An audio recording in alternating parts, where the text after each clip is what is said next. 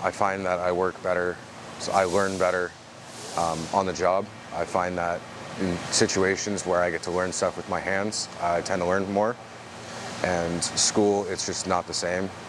What you learn on the job is not the same as what you will ever learn in school. Trades especially, it's a lot different than going to schooling. Trades, you have the opportunity to jump around and get experience in multiple different lines of work. That way, when you find something you enjoy, you can start your own business, you can go work for somebody.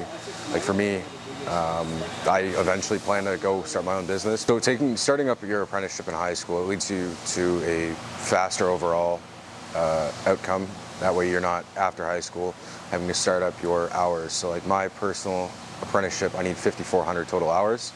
I probably already have 800 or 900, if not more. That could be multiple years of working that would take you that long.